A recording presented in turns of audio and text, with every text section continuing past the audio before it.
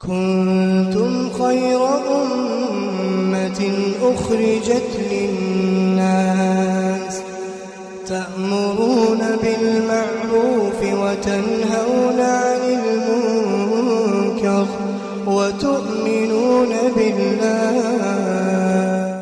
الحمد للہ والصلاة والسلام علی رسول اللہ وبعد. قال اللہ تعالی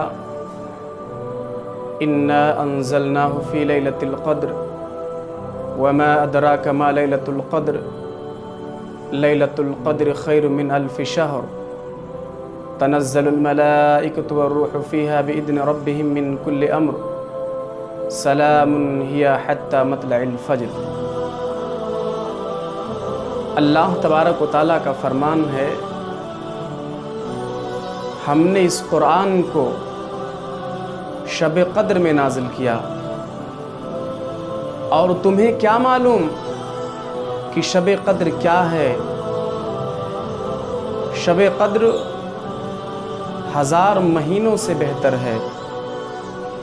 اس رات روح الامین اور فرشتے ہر کام کے انتظام کے لیے اپنے پروردگار کے حکم سے اترتے ہیں، اور یہ رات طلوع صبح تک امان اور سلامتی والی ہوتی ہے.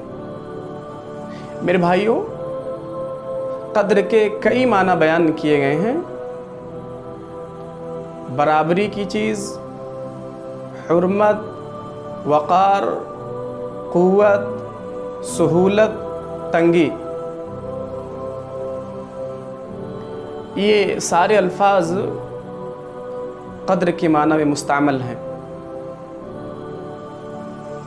لیلۃ القدر کی فضیلت ہم سب سے مخفی نہیں ہے. اللہ رب العالمین نے قرآن کو لیلۃ القدر میں نازل کیا،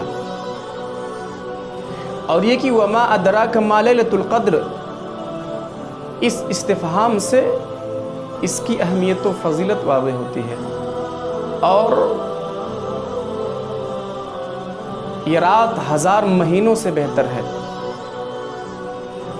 اس رات فرشتے اور روح الامین آتے ہیں. اس رات زمین پر اتنے فرشتے اترتے ہیں کہ یہ زمین تنگ ہو جاتی ہے، اس لیے کہ قدر کا معنی تنگی بھی ہے. اور اللہ نے اس کی فضیلت کے بارے میں ایک سورہ کریمہ نازل کر دیا جو قیامت تک پڑھی جائے گی. اور جو شخص ایمان اور احتساب کے ساتھ شب قدر کا قیام کرے تو اس کے سابقہ یعنی پچھلے گناہ معاف کر دیے جاتے ہیں. اور یہ کہ اللہ رب العالمین فرشتوں کو خاص حکم دیتا ہے، اس لیے کہا گیا بِإِذْنِ رَبِّهِمْ. حدیث میں بھی اس کی بڑی تاکید آئی ہے. اللہ کے نبی صلی اللہ علیہ وسلم نے بیان فرمایا، من قام لیلۃ القدر ایمانا واحتسابا غفر له ما تقدم من ذنبه. اللہ کے رسول نے بیان فرمایا کہ جس نے ایمان اور احتساب کے ساتھ شب قدر میں قیام کیا، اس کے پچھلے گناہ معاف کر دیے جاتے ہیں. ہم سب کو غور کرنا چاہیے. ضرورت یہی ہے کہ ہم سب اس رات کی اہمیت کو سمجھیں اور اللہ رب العالمین سے اپنی خاص دعاؤں کا اہتمام کریں. اللہ رب العالمین سے دعا کریں، شب بیداری کریں، نماز پڑھیں، عبادت کریں، اللہ کے سامنے گڑ گڑائیں، اللہ سے توبہ کریں. اس کی بڑی فضیلت آئی ہے. لیکن ہوتا کیا ہے، لوگ اپنے گھروں میں چلے جاتے اور آرام کی نیند لیتے ہیں. اسی طریقے سے بہت سارے لوگ رہتے تو کوئی موبائل میں لگا ہے، کوئی ادھر ادھر ٹائم پاس کر رہا ہے. میرے بھائیوں، یہ سب نہیں کرنی چاہیے.